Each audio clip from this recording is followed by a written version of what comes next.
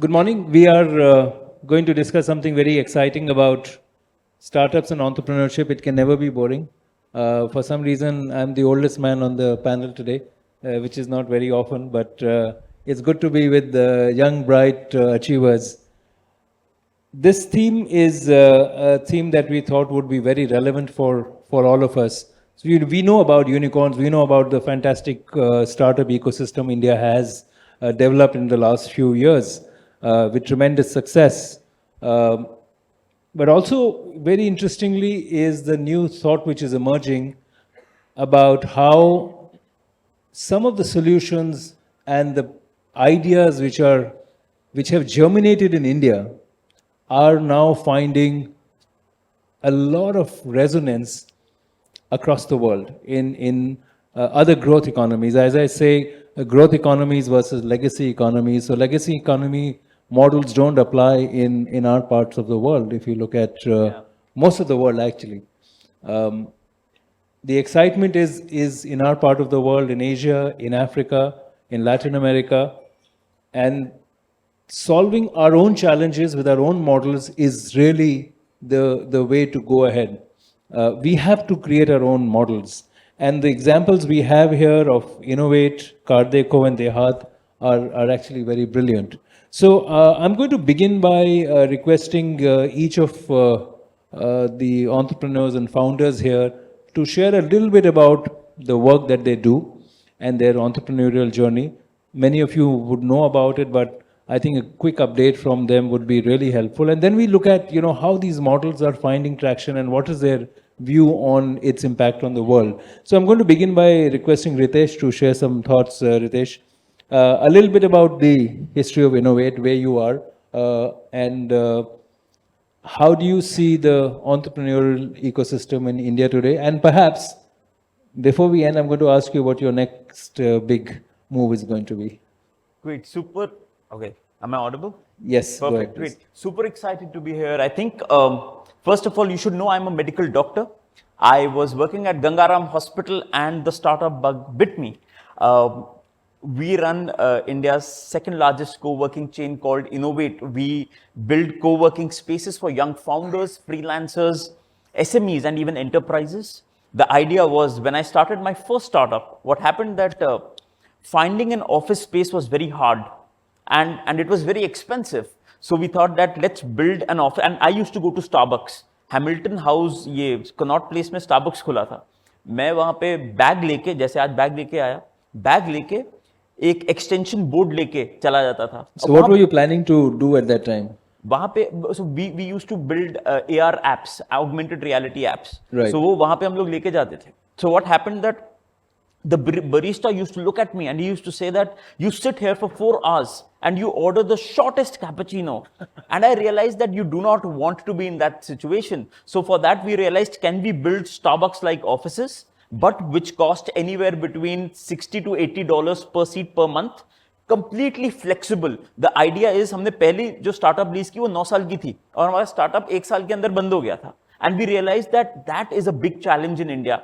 The reason entrepreneurship needs support from infrastructure standpoint is building as many co-working spaces as we can, so that we can democratize entrepreneurship, and you do not need a lot of capital to at least invest in capex for building an office space.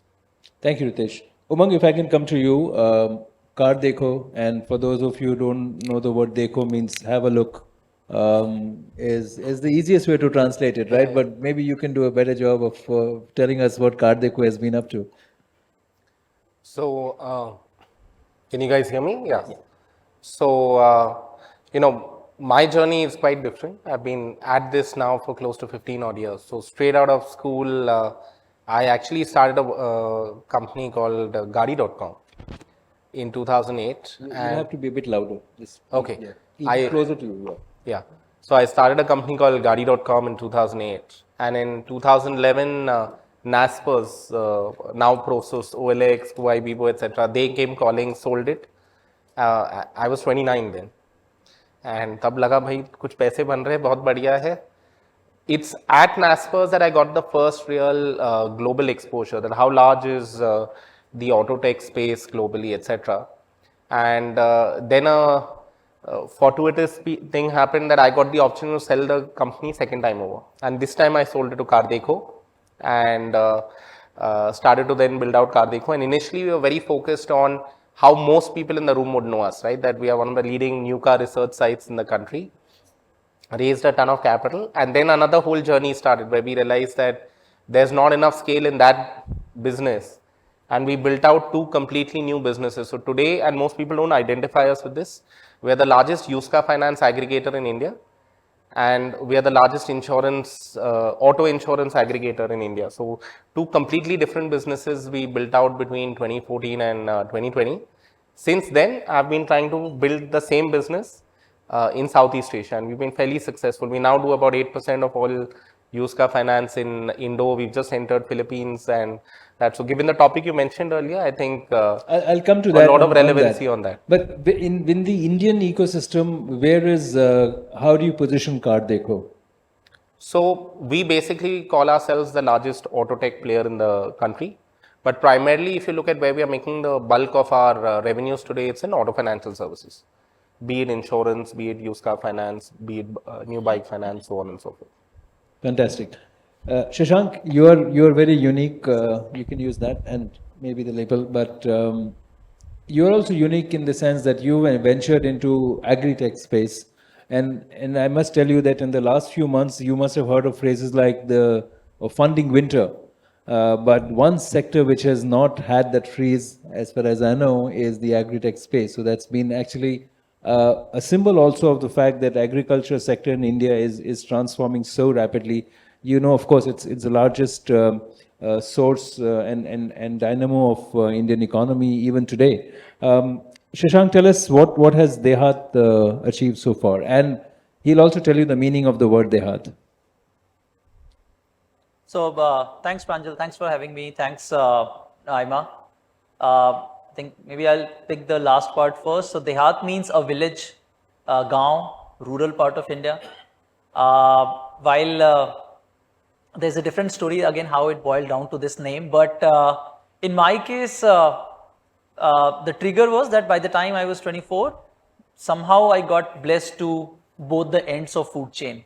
After I graduated in 2008, did consulting for 3 years. That was one end of food chain while working with FMCG players, and originally belonged to a farmer side of family. So I belonged to Bihar. Initial 8 years of my life had spent in my village.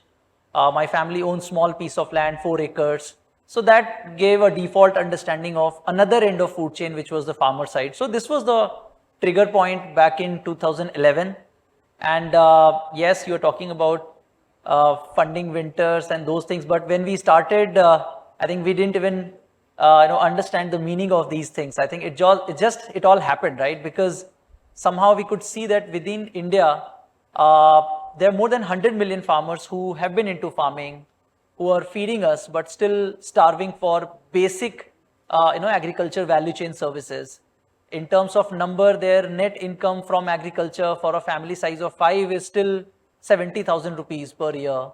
And at the same time, again, on the another end of food chain, where we have 14-15% of GDP pie, which is as on date more than $400 billion. But still the sector holds bunch of inefficiencies. There is a very high degree of lack of transparency. So that was the trigger point for us. But the beauty is that the size of the problem statement we have picked up is so huge that even after 11, 12 years, it looks that, that we haven't done anything. But going back to your question, where do we stand today? So we built a model, a simple language. It's a one-stop solution for farmers. Whichever crop they grow, whichever geography they are, whichever demography they belong to, they get access to entire agri value chain services under one roof, right from getting quality seed, fertilizer, pesticides, to advisory, information, financial services, and more importantly, market access to sell the produce. So it's a crop agnostic model where at this point of time, 2 million farmers, they are active on day-to-day basis. They are buying something, they are selling something, they're raising their advisory related queries. We are present in 12 states of India. As on date, as we speak, we roughly cover 121,286 villages of India, which is roughly 19% of total India. and it's growing. It's a long journey ahead, all I will say. So, I want to stay with you for a second, Shashank. In the 10 years or decade of working with farmers, what would you say has been the biggest shift in perhaps their behavior, practice, mindset in terms of engaging with the technology service provider like you? Because traditionally, as many of you would know, Indian farming has not been industrialized. It has not absorbed technology or mechanization, and it's in fact has been often thought of one of the most backward parts of the economy, where other sectors have adopted technology and mechanization much faster than farms have. Uh, what kind of shifts do you see in the last 10 years? I think number of things, and somehow when we chose to work in this sector for rest of our life, we had this very strong gut feeling that sooner or later physical as well as digital connectivity in rural India will improve. And that was the whole reason to spend significant time so far. But few that I think top things if I pick. So one is the entire I would say shift in the cropping pattern itself. I recall when we started at that point of time, the overall cereals or staples production was significantly higher than fruits, vegetables. At this point of time, as we speak, are like at a country level, the overall fruits, vegetable production is more than 300 million ton, which is more than staples. And I think for this kind of transformation, 6, 7 or 8 years is very short span, but still I think we could see that. And more production, that means I think more income, for farmer, because this is like fruits, vegetables as a crop category is a slightly risky category. But still, like, the risk-taking appetite of Indian farmers have moved up. Obviously, we all are aware of the digital, transformation, whether it's smartphone penetration or the data penetration, UPI, and all these things really helped, not just us, but the entire agri-tech space, right? Because at some point of time, there used to be number of operational challenges to handle cash. In 2017 and 18, 86% of our business was through cash. As on date, it's zero. Why? Because now again farmers, they have Jandan, they have UPI. So number hang of on. such So things. this is a very important point. In 5 years between 2017 and 2023, the use of cash by the farmers has been eliminated. It's all digital. It's all digital. So again, in our, we could design in that way, but all I'm saying that 5 years ago, even there was no ecosystem, to think about this design aspect. So yeah, going back to your question, the digital infrastructure, the physical infrastructure has improved, right? So again, we have our warehouses and the storage facilities in almost 152 districts of India. It's easier relatively to manage that kind of infrastructure as on date. And the beauty is that each and every warehouse, farms, everything is completely digitized. If I just share our own internal database reference, so roughly 6 years ago, the average age of farmers as DeHaat we used to work with was 51 years old. And at a base of 2 million current farmers database, I think the average age as on date is 44 years.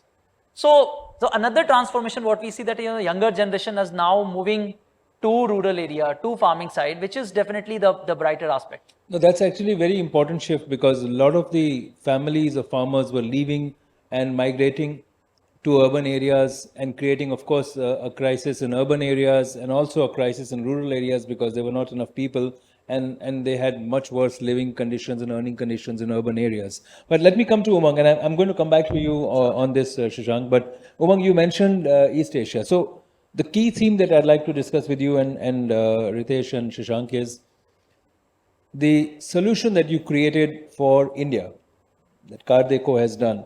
What kind of resonance do you see in East Asia now? You referred that you are expanding to other parts of the world. What are the commonalities that you see? What is the kind of model that is the Indian model of CarDekho getting traction in these new markets? So I think one big learning we had, the model that we built out in the used car finance space in India was unique to India. If you ask me to name a US player or a China player who did exactly what we did in India, I would not be able to do that. And part of the reason for that is developing markets have much higher spreads on loans than developed markets. So the kind of business model innovation that can happen is very different. So in India, what we basically do is we go to a whole bunch of used car dealers and say, any customer walking in at your dealership, you get the loan done through us, and we have about 25 financiers behind us, and we get the loan done. And there's a huge value add that we are adding to the dealer in the process. We went and replicated that same model in Southeast Asia. The difference is the business we took 7 years to build in India. We do close to $1 billion of loans annualized there. We were able to get to 8% market share in Indonesia in 2 years. Because we had that faith in terms of how the business, we do $600 million of loans now in Indonesia in just 2 years' time. We are making, in India, I make 5% per used car loan. Out there, I make 10% per used car loan. So it's been a phenomenal journey. And again, can you plug and play that market, that same business model in a developed market? Can I do it in, say, a Malaysia or Singapore? No.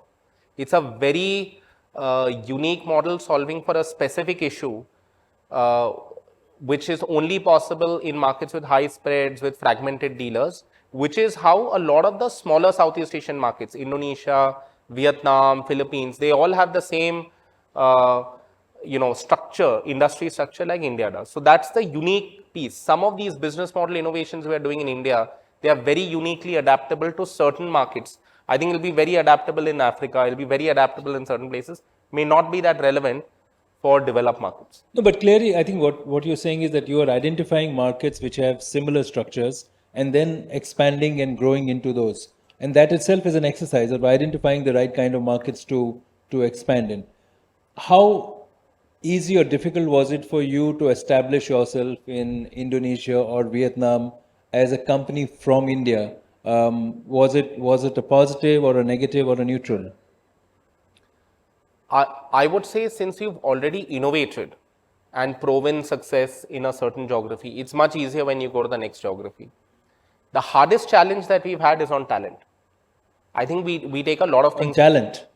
Okay. Actually hiring, even identification, you take it for granted in India when you live here, someone comes from certain institutions or certain other institutions, they work in certain companies and they've achieved a certain level of success, exactly how they will pan out and work. That has been one of the bigger challenges we've had as we started to grow across, hiring and attracting the right kind of talent, keeping them. You're not a brand. In India, great, CarDekho, I think a lot of people in this room would know CarDekho. Nobody knows auto.com in Indo. And you don't have that same kind of brand aura.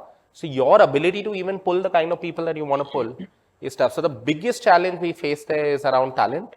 The other is around regulation and compliance. Each of those markets is a separate market. They have their own laws, their own rules. So I'm not, in India, I deal with one regulator, which is RBI. Out there, I deal with 5 different regulators in 5 different countries. And that's the other large challenge that we have around regulation and compliance. But you see traction and growth for CarDekho in non-Indian markets? I mean, can you share your vision for the next 5 years on how many countries or markets you want to expand to? See, our focus right now is purely Southeast Asia. So I think we're raising independent capital for the Southeast Asia business. Our intention is to go across all those markets, replicate the core business model that we have in India, where we become the largest auto financial services aggregator, both across used car finance, new car finance, and insurance, across all the 7 different geographies in Southeast Asia. Thank you. Ritesh, you solved the challenge for young professionals who wanted good working space, very unique to India, but also common to other parts. In your view, what are other such solutions that entrepreneurs like you are resolving for India, which can be taken to other parts of the world? I think one of the most beautiful ones is the digital public interfaces that the government is creating, like the UPI. I think one of the largest opportunities that India has, and also India is a very different economy. If you see, our first interface with internet now in today's day and age is much, much earlier than interface in the US. It is 99.99% on mobile, whereas any student in the US first faces it either on an iPad or on a desktop. I think India is a very different economy. We are going to add so many internet users and our time spent on internet will be so high. So I think there are so many opportunities in the internet space, but I'm a big fan of DeHaat. I'm a big fan of CarDekho. These are very Indian problems. You cannot replicate, and I'll tell you how we competed with the world's largest co-working space in India, and we realized that India is a very different market. India is a very price sensitive market. You do not have to sell alcohol in India at 12 noon. To have a space which is $80 per seat per month is a very competitive space to be in. And I realized one thing that now we have, I think, over 40,000 people work with us every single day between Monday to Friday. They spend 7 to 8 hours in offices. As offices are opening up, we realized one thing, that in India, our customer is not only an entrepreneur, but the CFO who has to make the decision. So creating spaces which are appealing, but at the same time, they need to have a regional appeal. As Umang mentioned, diversity of product twinkling is very important. Example, our co-working space in Bombay is completely different than from Delhi, because we are a very regional play.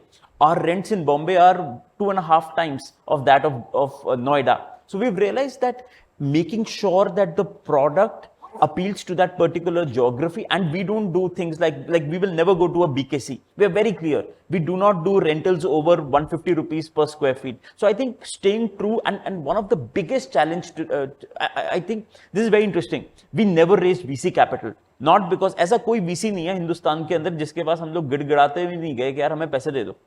We could never raise capital. And I've realized one thing, that we think, and media also covers stories of raising capital. You know startups who raise capital. While raising capital is phenomenal, you do not congratulate founders on raising capital. It's like आपको जयपुर जाना है और है ना आप कोटपुतली में तेल भरवा रहे हो. That is not your destination. Your destination is Jaipur. I think the biggest challenge today, why unicorns, out of 109 unicorns, hardly 24 of them are profitable, is a lot of unicorns are raising capital on wrong product market fits. Thank you very much, and please join me in thanking the panelists for sharing their views.